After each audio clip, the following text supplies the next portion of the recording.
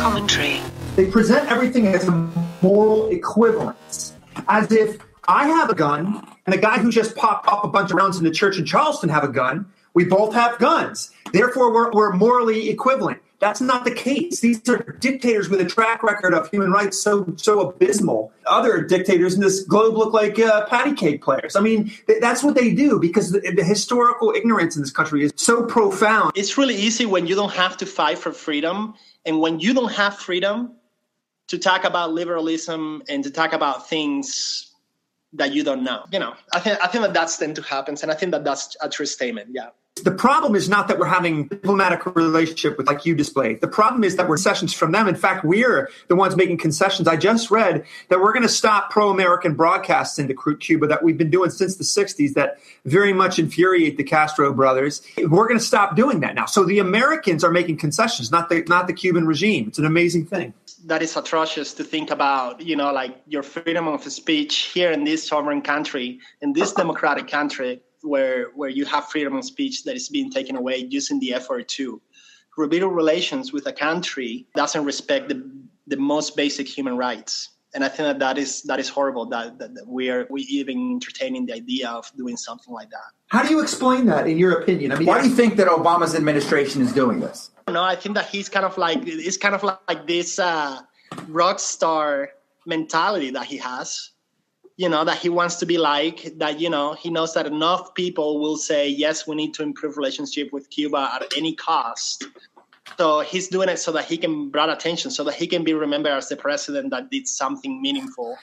Right. When in reality, this is going to be a disaster if we do this without requiring the Cuban government to change its policies. This has been a pretty standard thing. His starting point is America's the bad guy. We need to make concessions to make things right with said country. Look at Iran. The negotiations with Iran is such a joke. And it just occurs to me, and I don't know if this is a fact, but it occurs to me that maybe he doesn't like the United States all that much. Yeah, it occurs to me too, David. Because otherwise, why would you be doing things that would be harmful to this country? Like Obamacare, now this with Cuba. I mean, I'm serious about it. I mean, like a lot of people may laugh at me, but what if he doesn't like the United States all that much? He comes to hate what we have become. That sounds like a fact. I think that is a fair question, like based on his record.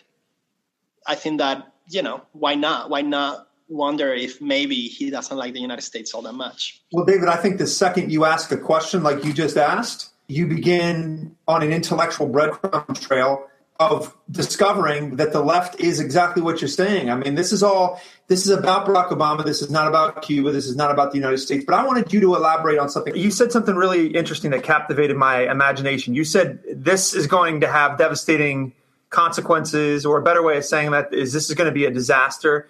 Can you elaborate on that? Right off the top of my head, I know that we've opened up the diplomatic relationships with Cuba. That means the Castro regime is going to be having access to more money, more power, and more legitimacy to tyrannize their own people. The legitimacy is the most dangerous thing, I think. But can you elaborate? Because there is no private sector in Cuba, as you know. So because there is no private sector in Cuba, all this influx of money, all this input of money that is going to be coming now to the island. And I feel kind of silly saying this because for the last 20 years, there has been a lot of foreign investment from Europe, Canada, countries in Asia, and Cuba is in the same spot that they were, before that. Yeah. So nothing's going to change. But my point is like now we're going to be bringing more tourists, bringing more money flowing from the United States and other countries to Cuba. And where is that money going to end up?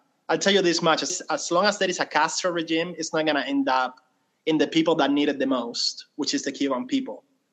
And remember, we're doing this because of the Cuban people. The Cuban people is the one that is suffering, so let's go ahead and lift the embargo. In a way, the embargo hasn't stopped other countries to trade with Cuba, and that hasn't changed the fact that Cuba is still one of the poorest countries in the world, and the people are being oppressed, and the people don't have any human rights or any means to improve their lives.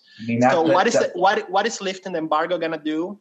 Absolutely nothing, as long as we have the Castro brothers running the country. Exactly. And the biggest thing, and I reiterate this, is the legitimacy is a powerful tool on the arsenal of global relationships. The United States brings legitimacy to countries. And here's another thing, just to put in perspective. I just read this. I could not believe this. Just to put in perspective how evil Castro really is. The guy travels with some unspeakable entourage. You should see the amenities that this guy has. And this was the kicker. I don't know of any dictator that does this. He travels with $1 million bed that is assembled and reassembled wherever he goes. So if he goes to a hotel room, he has them reassemble his bed. Now, why is that ridiculous? Because Paris Hilton probably does that too. Here's why that's ridiculous. Because this guy's claiming that he's one of the people, and he revolutionized on this. Everybody's equal, and we're all going to brotherhood and all this kind of claptrap. And this guy's living high on the hog like some sort of 17th century king. For my money, that delegitimizes everything that comes out of his mouth. What do you think, David? Well, I think that that's the big hypocrisy of communism. Communism, everybody should have the same except the elite. And who is the elite? The people that are on top while people are starving.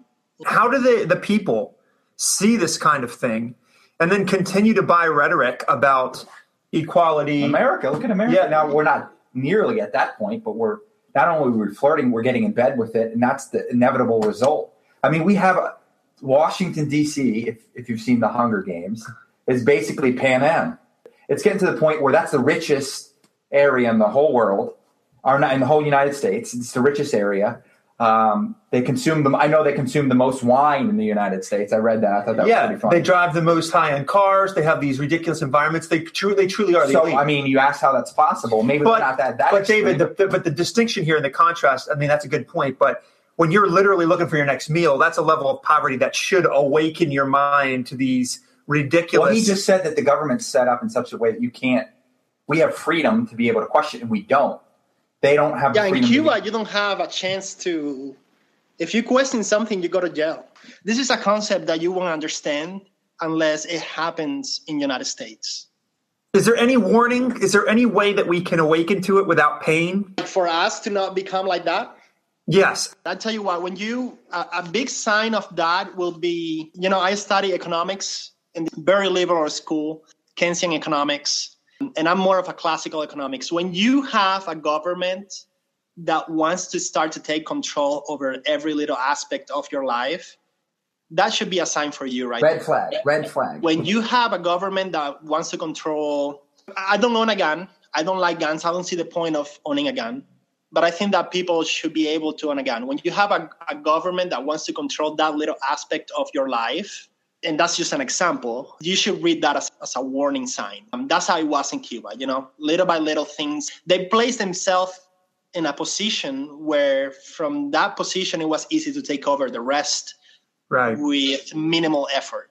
Okay, so you mentioned a gun. Well, that's resistance. I actually do own a gun and I like guns. The point is healthcare, having health issues at the moment. The government running healthcare, which is screwing insurance and screwing everybody, that's a huge foot in the door. I know, just as being friends with you, you don't like Obamacare, but wouldn't you say that that's a huge red flag? Oh, yeah. Anything that is the government testing these things and making it appear as a good thing, like we need to enforce more gun laws because look at these shootings here and there, and making it appear as a good thing when it's not relatable at all. And they are using healthcare, saying this is a good thing, people are sick, and people are sick, and people don't have access to social healthcare. And that is a fact. But when they are using it to then control your lives and in every aspect of your life, they are testing. They're pushing buttons and see how far they can get. And they're going to do this with guns. They will do it with healthcare. They will do it with many other things. And then, they keep pushing until they can place themselves in a position where from that position, like I said, it's really easy to take over the rest, where you have a dictatorship like you have in Cuba, or like you had in other countries, like in Spain when Franco was there, Pinochet in Chile, Mussolini, Stalin, Tito in Yugoslavia. So basically, that's why you do it. Not everything happened overnight. I mean, that's what happened, for example, during Hitler as well, in Nazi Germany. I mean, it took a long time. And he little by little placed himself in a position where It was easier to take over the whole country with little or no opposition whatsoever. Yes, and interestingly enough, David, I just wanted to throw this in there. Usually the dominoes that fall are economic dominoes. People get so desperate economically, they're willing to push their lot in with any strong man, regardless of what they're losing. Because of the promises. Because of the problem. Change you can believe in, right? Change you can believe in. When you give a desperate man anything and they will take it. Yeah, that's right. So that's what happened with Obama. What has Obama done for this country in the last 7 years now? Yes. Nothing. There is no real economic growth. There is an inflated stock market. Nothing. There is real unemployment in the United States is through the roof. It's over 10%. I know that. And under unemployment in the United States is through the roof as well. So really, what has he done for this country in the last 7 years? How he has given hope to the American people. I'll tell you what, today people believe less in the American dream than they did 7 years ago. Yeah. Something unique to Obama than maybe even any other liberal Democrat is his ability to divide. Would you say that the division aspect is also a tool that's being used to group off people? Like, for example, we're all conservatives. We all don't give a crap about gay marriage. We just want the constitutional stuff to actually be legal. Love can win, that's fine, but we want the law to win first before the love wins, because when you make it an emotional argument, well, right there's a division. But you also have the shootings, right there's a division. You also have these riots in places where young black men are killed. You know, obviously nobody wants somebody to be dead, but he never misses a chance to divide. Would you say that that's a tool, that's a weapon that's familiar, or at that point in Cuba and some of the other places it was already too late? Yeah, real quick, because if you divide the populace, they're not looking at the true enemy, which is the government. Right. No, in Cuba was more like situation in Cuba was more kind of like situation, but worse in 2008 here, where we had a president that it wasn't very popular. Which, by the way, he wasn't very popular. He wasn't that great, but things in Cuba were much better then than they are right now. Let me remind you, Cuba back in the 40s and the 50s, it has better economies than some of those countries in Europe. I mean, yes, things weren't great, but they were much better. Let me tell you that they were when Fidel Castro got there. Right. So I think that in Cuba, what happened is people were really fed up with that government, and they opened arms to Fidel Castro, and they saw him as a savior.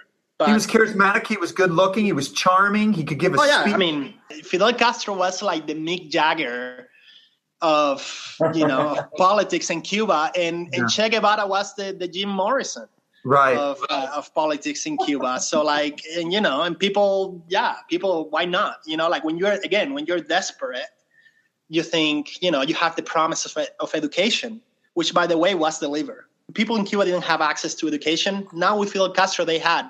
But what is the catch? Let me tell you what the catch is with education in Cuba. My father was a doctor, one of the best in Cuba. Okay, he left Cuba. Do you think that the Cuban government helped him at all to convalidate his title in Spain?